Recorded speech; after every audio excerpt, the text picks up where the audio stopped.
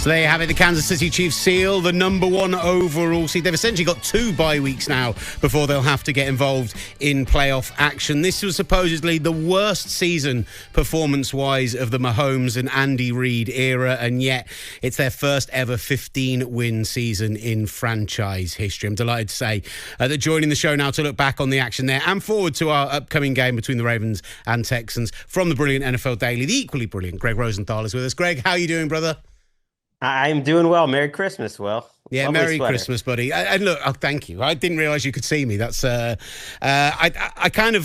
wore it almost slightly out of shame, just as it's the only Christmas thing I've got. I feel like I should represent, but it's not hardly been the season of joy for 49ers fans. So, yeah, I didn't know you could see it. I feel a little bit silly now. Let's talk about, well, first of all, Merry Christmas. I hope you're well. I did that. We've done the home and home here. I was the man sad enough to do Thanksgiving with you. You've come and joined me on your Christmas day. It's like 1 PM in California. You should be having your lunch, so I appreciate your time, man. No, it is all right. I just wish we got a better game, but I should have known. It was about 3 weeks ago, Will. Everyone was like, well, the Steelers, you got to give them their flowers. They are truly Super Bowl contenders. Since then, they have lost thoroughly to 3 straight teams who actually are Super Bowl contenders. And it's that time of year the Chiefs are just starting to look like the Chiefs. Yeah, from that Steelers perspective, right? You mentioned it, losing to the Eagles, the Ravens, and then this game to the Chiefs. And all 3 of them, this much vaunted defense, which had held teams to 17, 18 points average a game, just unable to stop these actual contender offenses. Should we be surprised this is what we're seeing from the Steelers, or did you see this coming when they were running through some slightly lesser opposition? Defensively, I'm surprised because they couldn't get off the field at the end of that Eagles game. Remember that 10-minute drive? The Ravens kept hitting big plays. They were competitive, certainly, in that game. And then today, Chris Jones is out on the other side. Meanwhile, Pittsburgh's got all their pass rushers. They had a 17% pressure rate. And I've been hearing TJ Watt as the defensive player of the year. And where was TJ Watt in this game? They were just minimized by Mahomes getting rid of the ball quickly and good game planning by the Chiefs. And I think their defense needed to be special for this team to look into the playoffs and win this division and win a couple games, and they haven't been special. They've been thoroughly average the last 3 weeks. We had Alex Highsmith on the YouTube channel. Go and subscribe, obviously, NFL End Zone. We had him on just ahead of this run, and they've got 3 guys in Cam Hayward, in him, in TJ Watt, and you can throw, I think, Nick Herbig into that situation as well, who'd all be leading pass rushers on another team, right? But yet they don't seem to do anything. They just know we've got this quality, so we're just going to line up, go man for man against you, 4-man pass rush. There's never any unblocked pressures. There's never any stunts. They never do anything particularly interesting, and it feels like when you're losing Joey Porter Jr., I was really disappointed against this Chiefs offensive line that they didn't at least try and do something interesting today. Yeah, it's a reminder that Andy Reid is still potentially the best offensive coach in the league. For all the attention that Kevin O'Connell and Matt LaFleur and everyone gets in the NFC, one thing I've noticed between him and Mahomes, the injury to Mahomes, that hasn't been that big of a factor. He's moved well, but I think it changed the way their game plan was last week, getting the ball out quickly. And they've just done a masterclass in having the right leverage where they're going up against predictable enough defenses like the Steelers today. And Mahomes knows exactly where he's going to go. And there's open guys that we just weren't seeing from that Chiefs offense earlier in the year. So, yeah, it's partly a predictable Steelers offense. It's partly going up against 2 of the greatest of all time. And it was easy. The ball was out of his hand quickly. I think Hollywood Brown's return has been really important for the Chiefs. Just another weapon now that other teams are going to have to think about as we look forward to the playoffs. They're not going to play for about 3 weeks. Well, they've got a long time off now. It's funny. Ross Tucker talked about this on the broadcast, but they need the Ravens to drop a game. They've got this game coming up against the Texans and next week if they're to win the division. But if the Ravens do drop either of those games, they'll win the AFC North. And Ross kind of went, it doesn't matter. The way they're playing the last few weeks, it doesn't matter if it's in Acrisure or if they're playing in Abu Dhabi. They're not going to win a playoff game. I'm not quite sure I'm there with the Steelers. Like, if they get a home game, they might be able to play spoilers to one of those wildcard teams. But this definitely doesn't look like a Super Bowl squad to me.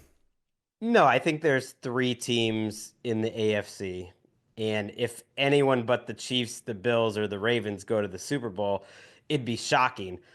I think the confusion came in, okay, are the Steelers going to be in that mix? Oh, are the Ravens really going to be at that level? And I know there's a game coming up that could prove me wrong here. I truly believe it. When you have Josh Allen and Lamar Jackson playing the way that they do and the coaching staffs and the defenses that they have, they're going to have a chance. They're going to be underdogs in Kansas City whenever they do play there. I just don't think Pittsburgh's going to even get there unless, yes, they wind up drawing the Texans first round on the road or something like that. That's a winnable game for the Steelers potentially. And that gets the Mike Tomlin playoff winless streak over. So I'm sure they would be happy with that. If I were them, I might rather that than a tougher matchup like, let's say, the Chargers in round one. Yeah, I'm with you. I don't want the Chargers or Broncos coming into my building, particularly the way they're playing right now. Let's talk about the Chiefs then, because that is the real story here. 15-1, and we've all sat and pored over this ridiculous season of, rookie centers fumbling snaps and blocked field goals and missed DPI penalties and, 3 different kickers with walk-off field goals and all of the rest of it. But I've seen the performances the last couple of weeks, the win at the weekend and then this one. And as they start to get healthier on offense, it just looks like they are doing exactly what all the people predicted they were going to do and starting to just round into form at the right moment. I don't know. I fell for the okie doke this year. Not last year. Even when they were 9-6, I just said, yeah, this is all cute. I still would take them over any team. I think they'll get it together. This year was so consistently poor on offense. Patrick Mahomes, I don't need to tell his fantasy owners, he's stunk in fantasy for years. Now suddenly we get to December and he's playing good defenses. The Texans were the number 1 defense in DVOA entering last week. The Steelers, enough said with their pass rush, they've had their 2 best performances offensively in terms of in-rhythm throws and just looking like a championship unit in back-to-back weeks. Their success rate on throws today was almost 60%, and that was hurt by a couple of garbage time drives. And that's just outrageous. You're not going to stop that. They got 8 or 9 yards every play, and they did actually hit a big play too, which was nice to see, a nice deep ball to Justin Watson. So everything was working for them. And now it's funny. It took a while to get here, but yeah, they enter as the favorites. How can they not be the favorites? Now, I don't care if Buffalo's coming in there and if they look great doing it. Like, the Chiefs are absolutely the favorites in Arrowhead. I really did feel like, and you nailed something earlier when you talked about that Mahomes injury not looking as bad as it did. And there is a bit of a feeling of the Ben Roethlisbergers to him right now, right? There is a little bit of that feeling that he is like making a big fuss out of everything that happens and the ankle keeps happening every year. And he has been fine the last 2 games, but you never say an injury is a benefit to a team, but it does feel like, the time to throw got under 2.5 seconds at the weekend. You mentioned that. And again, in this game, they just look so much more in rhythm. They were relying on, it helps when the Steelers decide to not bother in any way tracking Travis Kelce on 3rd downs. But it really felt like actually not being like, oh, it's Mahomes, he'll go out there, he'll do it, we don't have to worry. And actually having to scheme up things has meant that they've looked way better the last 2 weeks. And yeah, maybe the injury is a blessing in disguise. I think it absolutely has been. And it's crazy to think because that Browns win was the worst I've ever seen Patrick Mahomes play a football game. And their offense in general. I know they won it convincingly in the end, but they were awful on offense. And I was like, wow, alarm bells go off. And then you think the 2 best games that they've had. I have a theory here, Will, that the whole 3 games in 11 days thing with the 2 weeks off at the end of it, They've faced a lot of different challenges over the years, but it does feel like they were almost just waiting to get to the playoffs this year. And that suddenly gave them a finish line. It gave them a challenge they've actually never had before. This is unique. I'm sure they talked about it in the locker room. Andy Reid said, if you can win these 3 games, you guys you get the bye, you're off for a couple weeks. Here is our goal. You get through the Browns game, you win these 2 games now in 5 days against good teams, and you're done. And it really does seem like maybe the light at the end of the tunnel and getting to the part of the season that actually makes them feel alive. Because what's the regular season to them? They do have a little bit of a Patriots vibe to them, of course, the later period Patriots, and they would always crank it up in mid-December too, and now the Chiefs are doing it.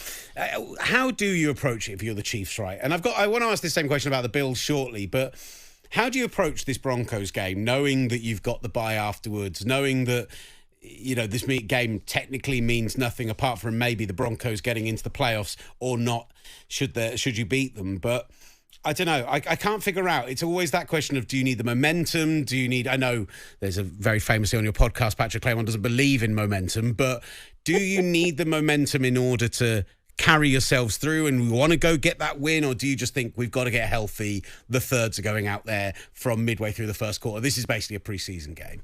I should have made momentum my thing, because I can't tell you how many people's heads he's in. Like, he's getting mentioned internationally on Christmas Day in the UK because of his momentum bit. I wish I had that. I think they will rest Patrick Mahomes and the key players just based on previous precedent. I trust Andy Reid has the best feel of his team, so I'm not going to have much of an opinion either way. They play all their guys in the preseason, interestingly enough, more than any other team. Patrick Mahomes plays in the preseason. So they aren't always that worried about injuries. And yet I think he will sit his guys. They just showed a shot of him on Netflix, by the way. Andy Reid dressed up as Santa Claus, breaking down the team and giving the post-game speech in the locker room. That is amazing. You got to love that, Will, Gavin. I did just see them opening up the chocolate footballs on the sideline as well, with Travis Kelce and Patrick Mahomes in those ridiculous like Santa outfits they've got them in as well. Netflix sparing absolutely no expense. He's pretty devastating for like the Colts fans, even the Dolphins fans, the Bengals fans who are looking at it going, there's still a chance here because of who the Broncos play. We've still got an opportunity here, knowing that now it's going to be Carson Wentz trying to beat that Broncos team. Well, we'll see. We don't know that. I'm just guessing. There's still hope. We'll see if those three teams even survive this weekend. The Bengals have to beat the Broncos this week. We'll see about that. The Steelers, by the way, who you kind of penciled in for a win week 18, they have the Bengals. That is not a guarantee in week 18. So even if the Ravens somehow stub their toe here, the Steelers are going to have to find a way to win that game. But you're right. It is disappointing for all of those teams. I really thought the Colts had a real chance here when you looked at their schedule, if they could just get a little help here from the Bengals, but it is absolutely diminished. And yes, if you're listening and you don't know all the scenarios, the Broncos are playing the Chiefs week 18, and everyone needs the Broncos to lose these next two games. We'll see. I happen to think they will win Saturday against the Bengals on NFL Network, but we shall see. It's going to leave us with a very barren set of games on the final weekend, yes, trying to fill the Saturday and the Sunday night football and the everything else. Thankfully, Vikings-Lions still exists, so at least we've got that one shining beacon to kind of carry us through. Just kind of finally, Greg, on this talk of like, how do you approach it? I saw Dan Orlovsky tweet almost immediately after the game saying the next two games mean nothing for the Buffalo Bills now. They essentially can't be caught, but also they can't catch the team ahead of them. Do you, knowing you don't have the bye, now go, right, we've got to get healthy. That's the most important thing, because we're going to be going probably on the road to Arrowhead if we do get to the championship game, and we finally need to get over that postseason hoodoo? No, but I do think the clarity of the 1 seed could wind up helping them, that they don't have to play week 18. If the Ravens win today, they will still have a chance to get the 2 seed. So you can't just say we're penciled in. There is a big difference, I believe, between the 2 and the 3 seed. That's hosting the divisional game, potentially against a really good team. And so I think they will play all out to win this week. Now, we'll see if the Ravens happen to lose today, whether they could change their mind. Sean McDermott was asked about resting starters, and he made it sound like they're going to watch and they're going to see, and they might make some decisions off of that. So in the interest of having more relevant games even this Sunday, I'm rooting for the Ravens to win against the Texans. Then the Bills will have to play to get that 2 seed, and then I think they'll almost certainly sit their starters in week 18, which bothers me as a Patriots fan, because we're slated to have the 2 pick right now. We got a chance at the 1 pick if the Giants would win a game, and the Bills will be resting starters against the Patriots, and that might end up hurting the Patriots' draft position. But that's looking at a lot of different scenarios there. It is wild with those 3-win teams, like the Raiders dropping from 1st to 6th or 7th off the base of 1 win. There is, I know that tanking is very, very difficult in the NFL, but if you can just find a way to not win these last few games when you already know where your season's heading, it would be ideal in a particularly tight race down there.